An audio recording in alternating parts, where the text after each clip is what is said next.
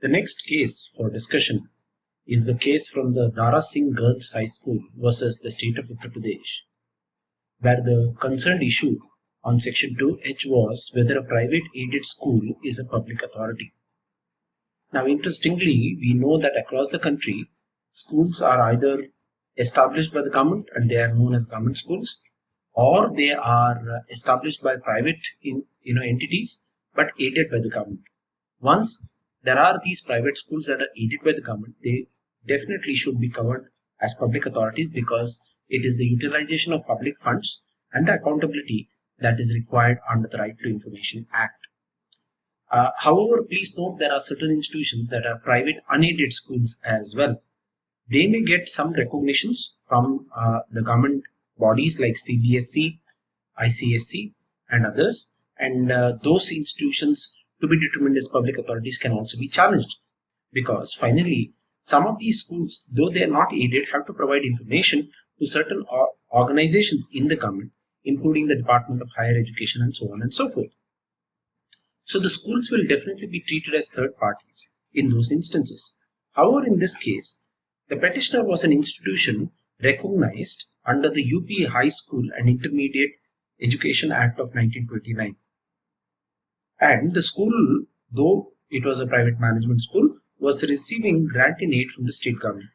Generally, the grant in aid from the state government covers the salary of teachers, and this funding is creating the institution of aid from the government and the state. And once these are such so-called private aided schools, then the question arises whether these private aided schools are covered under the Right to Information Act. I think in this case it was very clearly held that private aided schools do come within the purview of the Right to Information Act and they are public authorities. Plus, they have a duty to provide the information to government departments, including the Department of Higher Education, and they should proactively implement Section 4 and provide information suo motu as well. And it is the duty of such schools to appoint public information officers to notify the same and to facilitate providing the information to the citizens as well.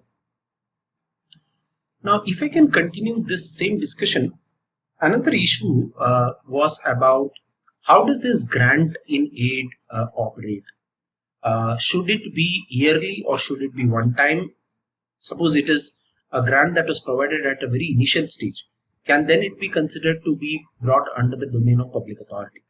Because grant in aid, as I told you earlier, is a yearly basis on which the salary of the teachers is provided by the government. There could be aid that was provided at the initial stage of the establishment of the school itself. Then in those circumstances, the test is, should such schools be declared as public authority? So the grant in aid could be continuous aid, it could be one-time aid, and if it is one time, should it be considered as a public authority? Now in this Sanskriti school, New Delhi case, this is Manju S. Kumar versus Sanskriti school. This was a case decided by the Central Information Commission in 2006, and in this case, this school had received the initial grant from the government. So at the initial stage only this was granted, but not at any later point of time. However, the commission, they definitely look at how the school was established, how is the grant being provided, who are managing the affairs of the school. Now, in this Sanskriti case, you will notice that the central government controls the functioning of the school in such a manner that the wife of the cabinet secretary in the government of India is ex officio chairperson of the board of management of the school, which means there is persuasive government control in the functioning and the affairs of the school, which fulfills the control test. And having received the initial grant for its establishment, it was held that Sanskriti school is a public authority. So these are how probably the information commissions have gone about bringing institutions under the domain of the Right to Information Act because they refuse to come within it. And hence, through judicial interpretation, through the judgments of the Information Commission, we see a large number of such institutions who are probably doubtful about their status as a public authority being brought under the domain of the Right to Information Act. Similarly, whether the Computer Software Export Promotion Council is a public authority. This was tested in the case of Navneet Kaur versus the Department of Information and Technology.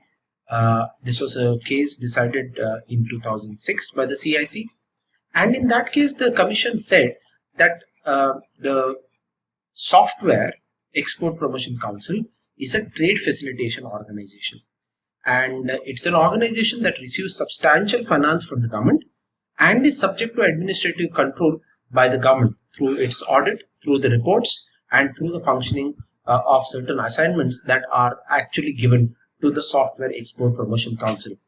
And hence, it was declared in this case that the Computer Software Promotion Council is a public authority under the Right to Information Act and should be accountable under various provisions of the Right to Information Act. If you continue further, you would appreciate that apart from the Punjab and Haryana High Court that attempted to lay down the test of determining public authority, kindly note the test of determining public authority may be different for those public authorities that have a control from the government, those that are owned by the government, and those that are substantially financed by the government. So for every and each of these, the test could be slightly different.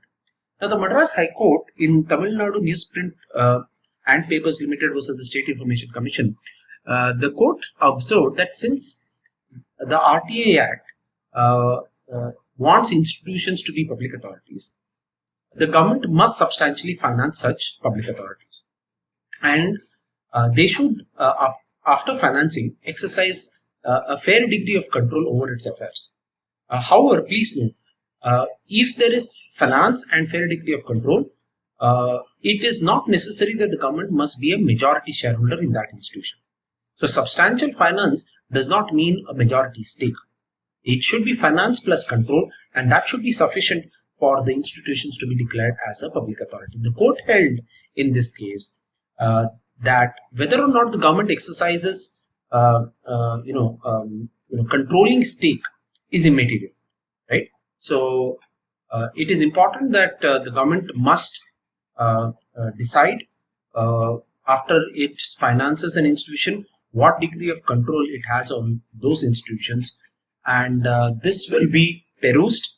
And in corporate law, we have the dimension of lifting of the corporate veil, which means look to the background of the organization or the institution, see how much of government funding is there, try and peruse whether the government has any degree of control that will be enough to hold that institution to be a public authority. If it is not sufficient enough, then the institution will not be held as a public authority. The court has also declared in the case of GIC Finance, Housing Finance to be precise, that the shareholding of say a housing finance like GIC, the shareholding was actually of 6 different public authorities, right?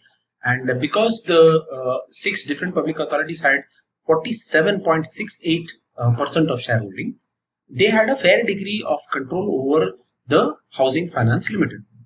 And hence, by applying the test of substantial funding by public authorities, now these public authorities are authorities established, owned and controlled by the government. They are creating another housing finance, and hence once you have 47% shareholding, you have a fair degree of control in that organization. That, the court said, is sufficient to hold GIC Housing Finance Limited as a public authority under Section 2H of the Right to Information Act. So this clearly says that money, investment, finance plus the fair degree of control that is necessary to run the organization, if it lies squarely with government or its agencies, such institutions shall be declared as public authorities under the Right to Information Act. Continuing further the test of determining public authorities, the next question that interestingly arose was whether the National Stock Exchange is a public authority. As we know that stock exchanges play a very important role in the stock market, and these exchanges are platforms for shares to be traded. Most of these stock exchange, be it Bombay Stock Exchange or the National Stock Exchange, attract huge consumer and citizen interest, and the transaction of money through stock trading is pretty high. And inevitably, there is a public interest test that is involved in the functioning of national stock exchanges or even any other stock exchange in the country. And hence, in Raj Kumari Agarwal versus the Jaipur Stock Exchange, that's a case, and the National Stock Exchange Limited, Security Exchange Board of India, Ministry of Finance, before the CIC, the most important question is, can you hold such an organization like the National Stock Exchange to be public authority simply because of the fact that there is a lot of consumer citizen interest involved in the same?